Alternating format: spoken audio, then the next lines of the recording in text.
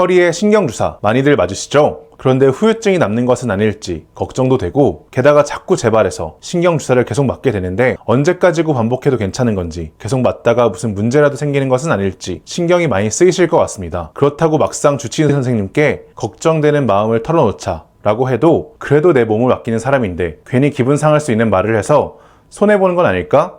하는 마음에 말도 못 꺼내고 진료실을 나온 경험 다들 있으실 것 같습니다. 오늘 이 영상에서 신경주사에는 어떤 성분이 들어있고 그에 따라 어떤 것을 조심해야 될지, 효과는 언제 나타나고 또 대체 몇 번을 맞아야 하는지까지 알기 쉽게 설명드리겠습니다. 또 제가 그동안 신경주사를 반복해서 맞으시는 분들께 간절히 말씀드리고 싶었던, 주사를 반복하게 될 때 꼭 지키셨으면 하는 2가지 원칙까지 이 영상을 빌어 말씀드리도록 하겠습니다. 영상을 차근히 시청하신다면 그동안 신경주사 치료를 받으며 이해가 가지 않으셨던 궁금증들이 풀리게 될 것입니다. 으라차차! 안녕하세요. 정형외과 전문의 박용택입니다. 여러분들은 아마도 이미 여러 차례 주사를 맞았는데도 불구하고 좋아지지 않았고 주사를 계속 반복해서 맞는 게 맞는지 걱정도 돼서 병원을 바꿔서 다른 병원에서 한번 주사 치료를 해볼까 하는 고민을 해보셨을 것 같습니다. 또 주사 치료를 맞고 좋아지긴 했는데 너무 금방 재발해서 다른 병원 가서 한번 맞아볼까 하는 생각을 하고 계실 수도 있을 것 같습니다. 그 고민을 하는 바로 그 순간이 어쩌면 자칫하면 잘못된 결정으로 허리의 병을 고치려다 오히려 허리의 병을 악화시키는 위험한 상황일 수도 있습니다. 왜냐하면 바로 이 상황이 너무 많이 쓰이면 위험할 수 있고, 오히려 역설적으로 척추의 병을 악화시키는 스테로이드 성분이 안전한 용량 이상으로 투약될 수도 있는 상황이기 때문입니다. 때문에 영상을 통틀어 가장 말씀드리고 싶었던 2가지를 먼저 말씀드리겠습니다. 첫 번째, 주사는 한 주치의 선생님을 정해서 그 선생님께 꾸준히 맞는 것이 가장 좋습니다. 신뢰할 수 있는 주치의 선생님을 만나셨다면 일단 믿고 조금 더 맡겨보시는 게 어떨까요? 먼저 지금까지 쓰셨던 약의 정보를 정확하게 확인할 수 있기 때문에 부작용이 생기지 않도록 약의 총량과 빈도를 조절해 드릴 수 있습니다. 2번째로, 이전에 맞았던 주사의 방법과 용량을 확인할 수 있기 때문에 주사의 여러 가지 방법 중에 최선의 선택을 하여 주사의 효과 역시 극대화시킬 수 있을 것입니다. 신경주사라고 의사마다 단 한 가지 방법만 있어 다 똑같은 것이 아니고, 약을 전달하는 방법에 따라 크게는 4-5가지, 또 그것들의 조합으로는 수십 가지 방법이 있고, 들어가는 약 성분의 조합까지 생각하면 정말 무한한 방법이 있습니다. 한 선생님을 정해서 맞으신다면 이전에 맞았던 기록을 바탕으로 단계를 조금씩 올리고 바꿔가며 조절할 수 있습니다. 그러려면 먼저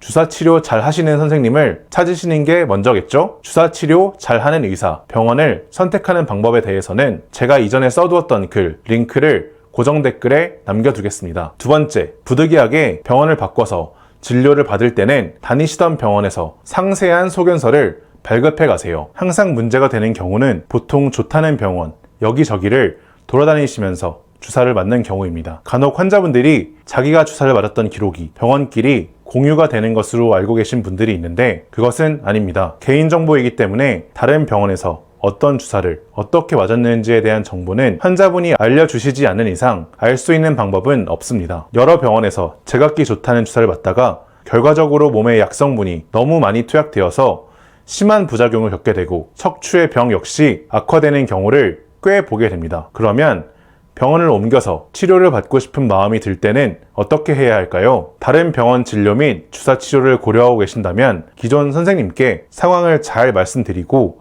어떤 종류의 주사 치료를 무슨 성분으로 몇 번 맞았고 특이사항은 없었는지 자세한 소견서를 부탁드려 발급받아 다른 병원을 방문하세요. 약제 중첩으로 인한 부작용 가능성도 줄이고 이미 효과가 없었던 방법 외에 다른 방법으로 바꿔서 주사 치료를 시도해 볼 수 있어서 치료 효과 역시 높일 수 있으므로 병원을 옮겨 진료 예정이시라면 꼭 지금까지 주사 횟수, 주사 방법, 주사 성분의 내용이 포함된 소견서를 발급해 가셔서 진료를 받으시길 간곡히 말씀드립니다. 환자 입장에서도 다른 병원으로 가겠다고 다니시던 선생님께 말하는 게 불편한 상황일 것 충분히 이해합니다. 의사로서도 내가 연을 맺고 있는 환자분이 다른 선생님께 진료를 받으러 가신다는 것이 사실 유쾌하기만 한 일은 아닙니다. 하지만 불편한 상황을 겪고 싶지 않아서 감수해야 할 수 있는 부작용은 너무 치명적이고 의사로서도 치료인 것이 손을 바꿨을 때 더 좋은 결과로 이어지기도 한다는 것은 환자를 더 먼저 생각하는 진실되고 실력 있는 의사 선생님이라면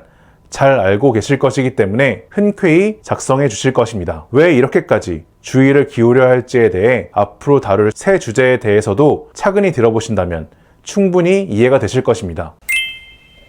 신경주사의 성분은 보통 스테로이드, 생리식염수, 마취약 이 세 가지를 기본으로 추가적으로 도움이 되는 약제의 혼합으로 쓰입니다. 대략적으로 정해진 혼합 비율은 있으나 각 의사마다 병의 상태마다 조금씩 비율을 조절하여 치료에 쓰이게 됩니다. 첫 번째, 스테로이드입니다. 현존하는 약제 중 염증을 줄이는 능력이 가장 강력한 약제입니다. 많이들 알고 계시듯이 강력한 효과만큼이나 부작용 가능성 역시 높은 약입니다. 다만 모든 신경주사에 다 스테로이드가 쓰이지는 않습니다. 내측 분지 차단술 등의 초기 주사 치료에는 스테로이드가 안 쓰이는 경우도 많습니다. 저도 아주 심한 경우를 제외하고는 초기엔 스테로이드 없이 주사를 하는 것을 원칙으로 하고 있습니다. 두 번째 성분은 생리식염수, 즉 물입니다. 이는 주사가 너무 독하지 않게 연하게 희석하는 역할, 그리고 몸 안의 염증 물질들을 씻어내주는 역할을 합니다. 세 번째는 마취약입니다.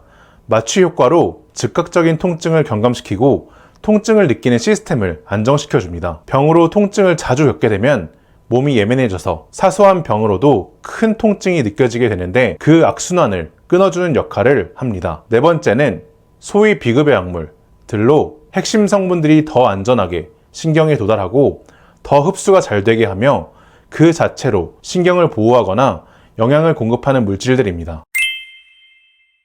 신경주사의 부작용은 크게 주사 자체로 인한 부작용, 주사 성분으로 인한 부작용으로 나누어 볼 수 있습니다. 주사로 인한 부작용은 통증, 출혈, 잔존 신경 증상 등이 있습니다. 주사 성분에 의한 부작용은 앞서 언급한 마취약, 스테로이드 성분에 의한 것들인데 먼저 마취약으로 인한 부작용은 마취를 시키는 약이기 때문에 다리 힘 빠짐, 감각 저하 등이 있을 수 있고 심한 경우에는 2-3시간 정도 지속되기도 합니다. 때문에 주사 후 잠시 15분 정도 휴식을 취하고 귀가하시길 말씀드리는 것이 이 때문입니다. 하지만 마취약은 마취가 풀리는 게 마취약의 본질이죠. 시간이 지나면 거의 대부분 후유증 없이 온전히 회복이 되므로 이런 증상이 생겼다고 큰 걱정을 하실 필요는 없습니다. 사실 더 많이 걱정되는 것은 스테로이드로 인한 부작용일 텐데요. 앞서 말한 주치의를 정해 주사를 맞는 게 좋고 주치의를 바꿀 땐 상세한 소견서가 필요하다고 하는 것은 이 스테로이드 성분으로 인한 부작용을 막기 위한 이유가 가장 큽니다. 급성기엔 안면 홍조,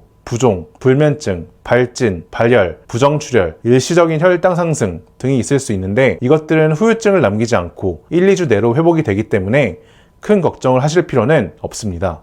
하지만 중요한 건 만성기, 한마디로 지속적으로 투약되어 너무 많은 스테로이드가 몸 안에 쌓였을 때 당뇨가 조절이 되지 않고 면역 능력을 떨어뜨려 폐렴 등 감염성 합병증 가능성을 높이고 쿠싱 증후군 등 내분비 질환을 일으킬 수 있고 무엇보다 역설적이게도 척추에는 인대와 근육을 약화시켜 척추를 낫게 하려고 주사를 맞다가 척추가 오히려 안 좋아지는 결과를 낳기도 합니다. 그래서 스테로이드가 들어가는 주사를 맞는다면 횟수, 빈도, 양의 제한이 필요합니다. 이전 영상에서 신경주사의 목적은 병의 근본적인 치료가 아니라 병으로 인한 통증을 다스리는 것이라 말씀드렸었습니다. 신경주사는 통증이 가라앉을 때까지만 맞으시면 됩니다. 한 번만에라도 증상이 호전이 된다면 중단하시는 것이 좋습니다. 증상이 좋아지지 않는다고 무제한 반복할 수 있는 것은 당연히 아닙니다. 스테로이드 성분이 들어가는 주사라면 최소 1주 이상 간격을 두고 6개월에 3-4번 이상 넘지 않는 게 좋습니다. 하지만 스테로이드 성분이 없는 주사라면 원칙적으로는 그 횟수의 제한은 없습니다. 성분인 스테로이드 및 마취약의 특성상 주사는 이틀에서 7일 사이부터 좋아지는 것이 보통이라 주사 맞고 하루 이틀 지났는데 아직 아프시다는 분들은 안심하시고 조금만 더 기다리면서 안정을 취하신다면 곧 좋아질 것입니다. 오늘 영상에서 여러분들은 신경주사는 신뢰 가는 주치의 선생님을 정해서 한 분에게 맞는 것이 좋으며 부득이하게 주치의의 손을 바꿔야 하는 경우엔 그간 투약한 성분과 그 양, 주사 방법, 빈도, 횟수 등이 포함된 상세한 소견서를 떼가시는 것이 좋다는 것을 아셨습니다. 또한 그 이유가 비단 주사 방법을 바꿔서 주사 효과를 크게 할 수 있기 때문만은 아니라 신경주사의 성분으로 인한 부작용 가능성 때문이며 어떤 부작용 가능성이 있는지까지 알게 되셨습니다. 스테로이드가 들어가는 주사라면 6개월에 3, 4번 미만으로 간격은 1, 2주를 두고 증상이 좋아지면 중단하는 방식으로 맞아야 되는 것도 아셨습니다. 그리고 고정 댓글에 연결된 글을 통해 신경주사를 잘하는 의사는 어떻게 찾을 수 있을지 역시 알게 되셨습니다. 저 역시 21살 언저리에 스노우보드를 배우다 나라가 고꾸라지며 허리 부상을 당한 적이 있습니다. 그 이후로 자꾸 재발되는 허리 디스크성 통증으로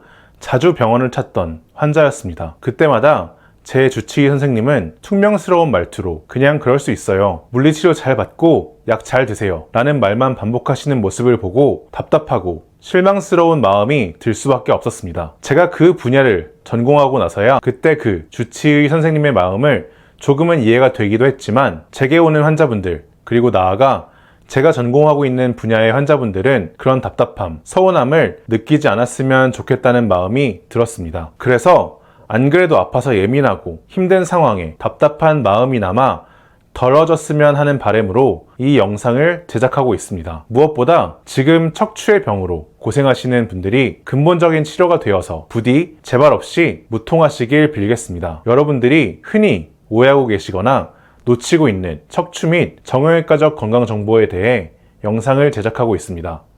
궁금하신 것이 있다면 댓글로 남겨주시면 가능한 빠르게 답을 드리거나 영상을 제작하여 해답을 드리도록 하겠습니다. 감사합니다. 정형외과 전문의 박용택이었습니다.